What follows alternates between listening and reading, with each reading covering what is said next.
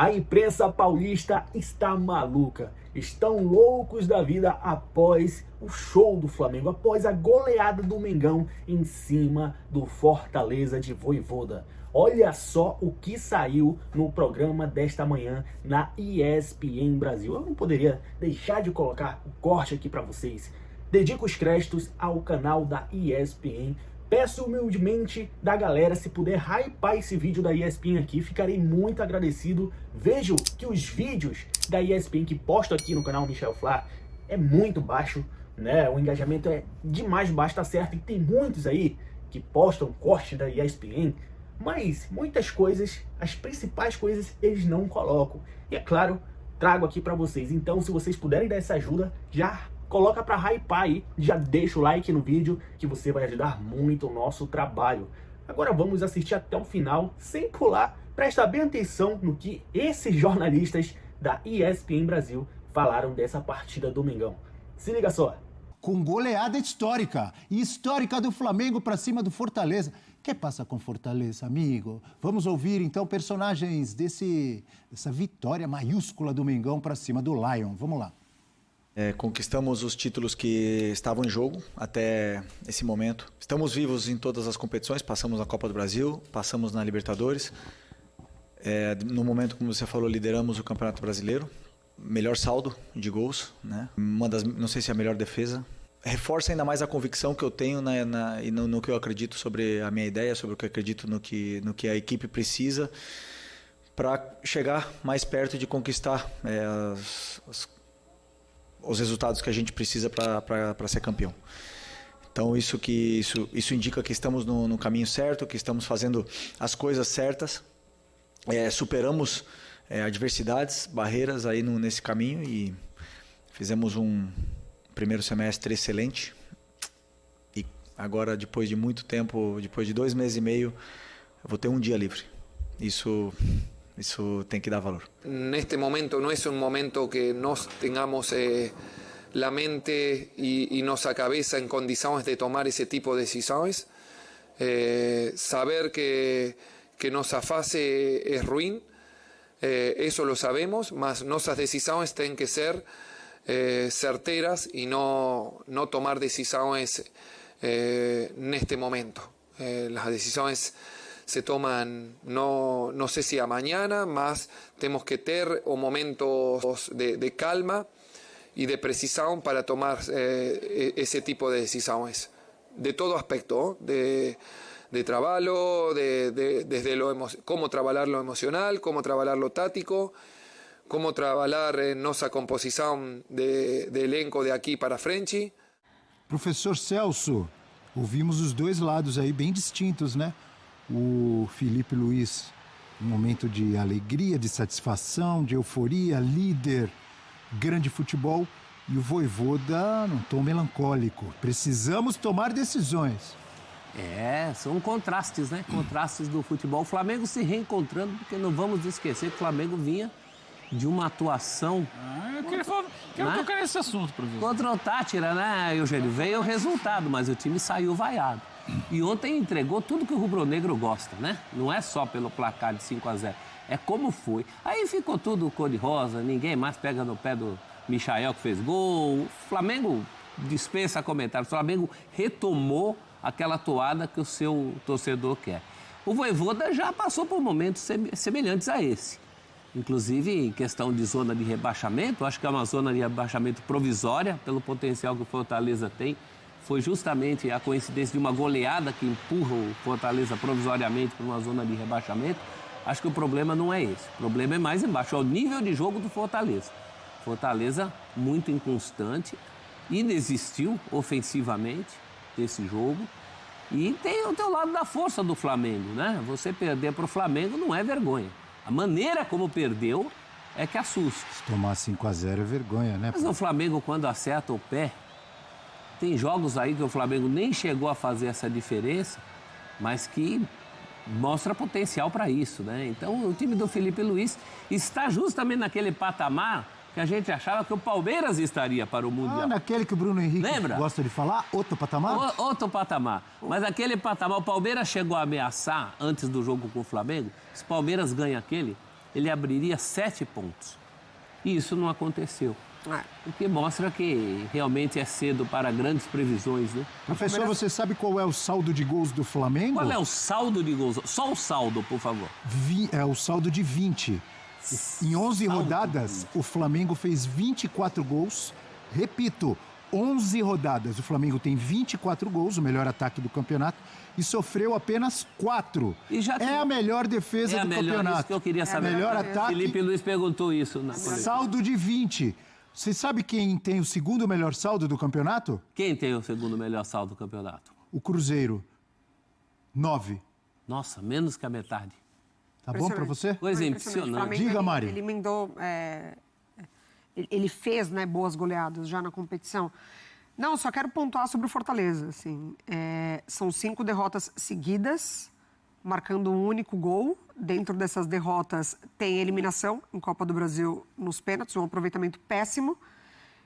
E ele tomou 12 gols. Depois de 2 goleadas, né, Mari? Exatamente. Essas 5 derrotas seguidas vêm depois então são 5 de 2 goleadas a favor. Eu estava pensando são 5 que era... derrotas seguidas. Estava pensando que você estava falando só de brasileiro, não é? Não, juntando brasileiro, tudo. Copa do Brasil e Libertadores. Libertadores, sim. Ou seja, ele perdeu em todas as competições que ele disputa, né, tirando a Copa do Nordeste, num saldo de menos 12, né? Saldo de menos 11 porque ele fez um gol, nessa sequência péssima do Fortaleza. Desde fevereiro, ele não conseguiu emendar mais de 2 vitórias na sequência. Ele ganhou 2 e emendou 5, 6 jogos sem vencer. Vinha de 2 goleadas Então, a favor, péssimo. Colo-Colo e Juventude. Quanto ao Fortaleza, a grande questão é a falta de atitude da equipe em campo. Não, é um time que... Entregue. É um time entregue. E não foi só no jogo de hoje, de ontem, né? Não só no jogo de ontem. Tem sido assim em vários jogos. A gente olha o Fortaleza. Outro dia, perdendo em casa para o Cruzeiro, né? O primeiro tempo que o Fortaleza olhou o Cruzeiro jogar. Olhou. Perdeu para o Vasco também, sem esboçar reação. E por aí vai, em outras partidas.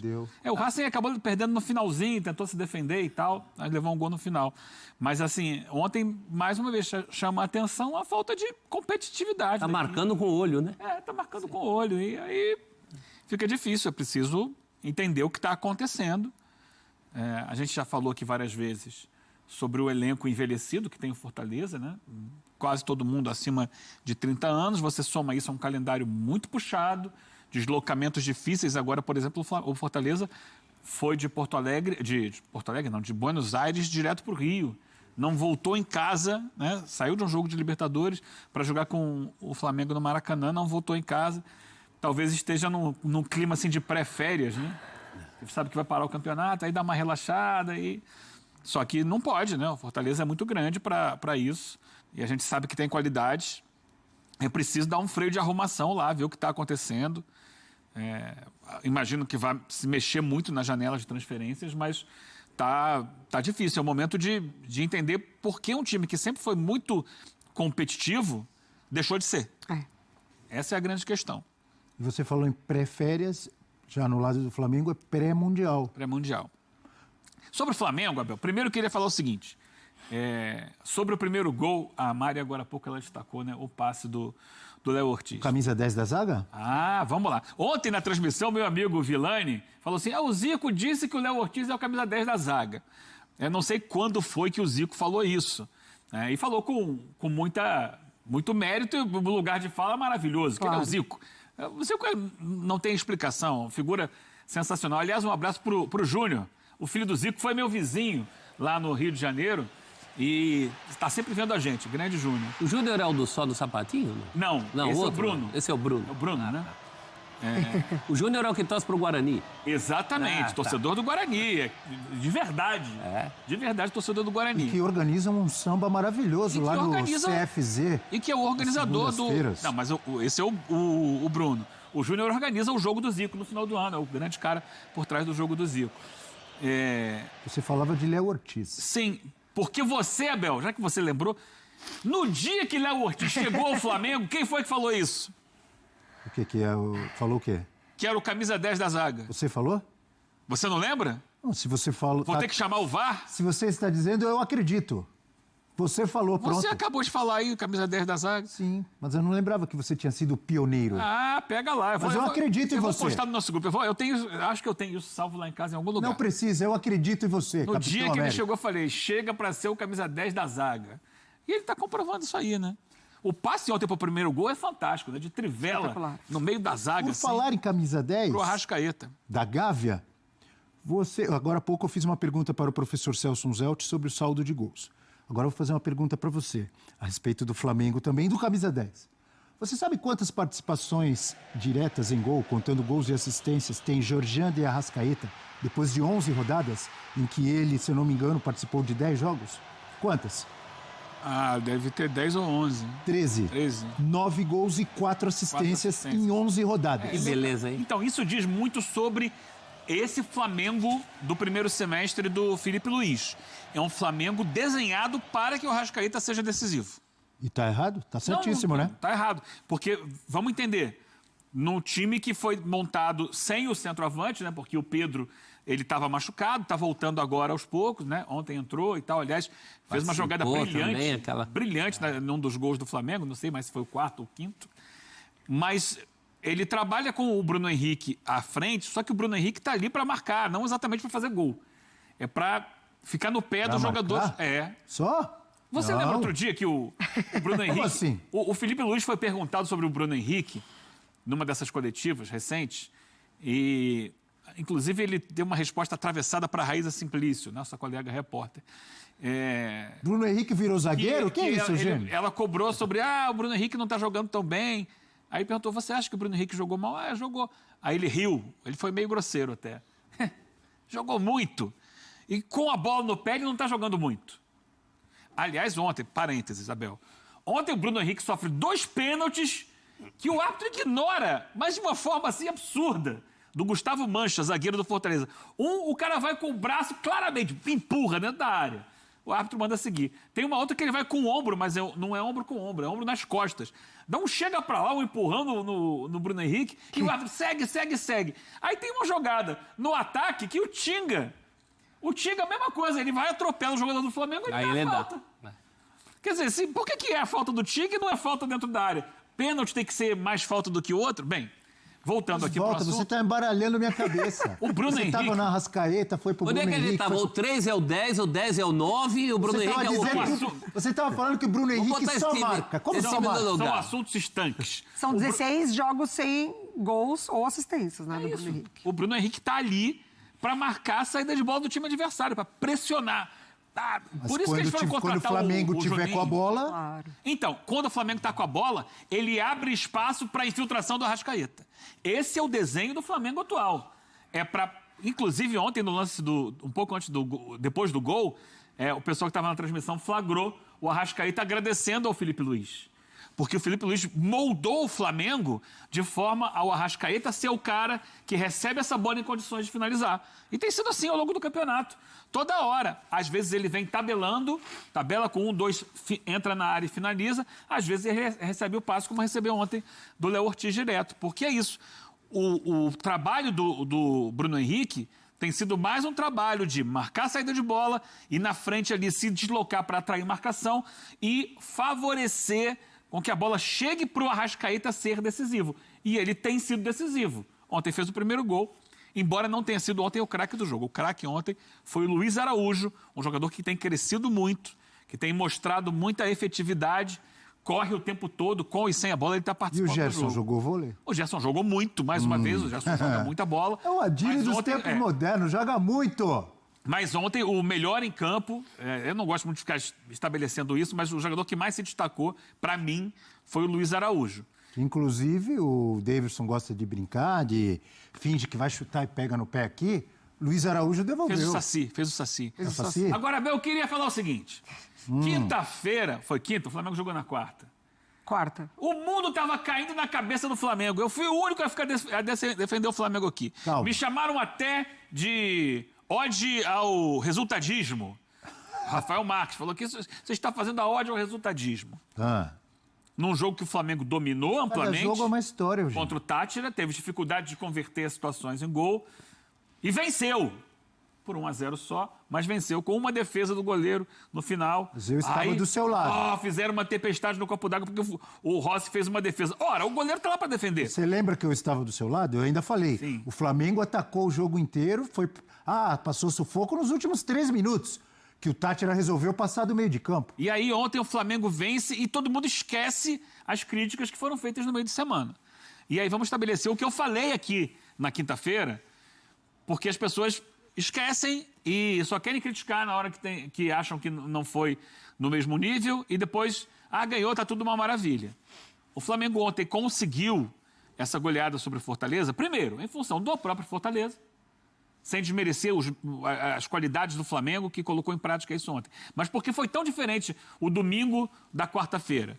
Primeiro, porque o adversário teve uma postura defensiva diferente. O Tátira fez linha de 5 com 4 na frente, bloqueou a entrada da área, jogou só para se defender o tempo inteiro. O Fortaleza foi um time ontem mais aberto, menos intenso na marcação.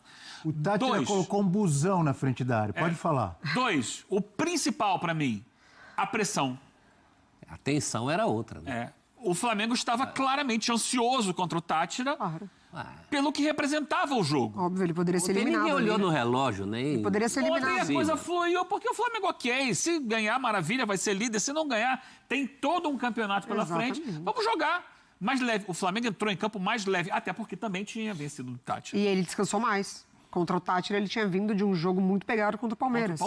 Contra o Tátira, para finalizar, já que estamos, daqui a pouco vai chegar a hora do almoço, era aquele chefe no restaurante com pressão. O restaurante está lotado, tem que entregar os pratos, o cliente está reclamando. Então o cara está cozinhando ou está jogando bola, pressionado. O prato então, chega mais chamuscado. Contra o Fortaleza, era você cozinhando domingo, ouvindo um samba na sua casa, tomando uma cervejinha, sem pressão de horário. Era isso, né? É isso. Então, só para pontuar, Abel. Você cozinha? Cozinho, claro. Sem fazer tempestade em copo d'água, quando o time vence, mas sem o resultado que se imaginava, e sem exaltar excessivamente quando o time goleia contra um adversário que não opôs grandes dificuldades a ele. Eu acho que esse Flamengo do Felipe Luiz pode... Diga. Não, só para concluir. Eu acho que esse Flamengo do Felipe Luiz pode exaltar. Bem, eu gosto muito desse primeiro semestre. E para completar, qual é o prato que você faz melhor? O cozinheiro, chefe... Não sou exatamente um chefe, né? Eu faço o basicão. Pipoca? Pipoca, pelo amor de Deus, né? Ovo. Hambúrguer? Basicão. Ovo mexido? Não, que hambúrguer, não. Fala aí um prato, então. Eu faço o basicão. Arroz, feijão, bife ou frango ou peixe, uma saladinha e uma batata, tá bom? Coisa linda, coisa linda. Um estrogonofe, tá bom pra fazer um estrogonofe? Opa, tá sofisticando. Um macarrão com carne moída, aí vai. Opa, é chefe Eugênio, pô. Como técnico, você seria quem, assim? Eu seria... Professor Eugênio. Mano Menezes. Tá. Boa.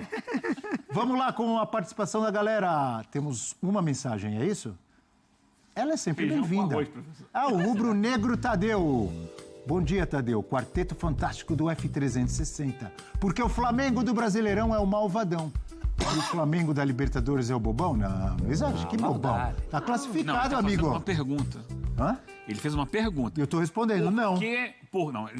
A pergunta dele é em tom crítico e tem a ver com o que eu disse. Por que o Flamengo do Brasileirão é o malvadão e o da Libertadores é o bobão? Ah, entendi. Interrogação, então responda, como fazia vai. o Avalone, né? Interrogação. É isso, porque as pessoas às vezes jogam uma pressão muito grande, tem uma exigência muito alta e gostam de tripudiar quando o resultado não é o esperado. Porque o Flamengo é isso, o Flamengo dá o que falar e tal. Mas botar as coisas, sabe, no lugar certinho. É um primeiro semestre excelente. O Flamengo, como já foi dito várias vezes aí, ganhou tudo o que disputou. Os títulos que ele tinha para levantar, ele levantou. Verdade, atingiu. Está classificado, não em primeiro, mas está classificado para as oitavas da Libertadores e vai para o Mundial de Clubes como líder do Brasileiro. Isso significa que está tudo uma maravilha? Não. Como sempre, né? O Flamengo, quando ganha, os caras comentam desse jeito aí sobre o Mengão, né?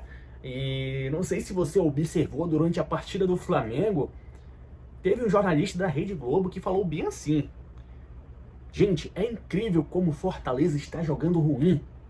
Parece até que o Flamengo está jogando bem.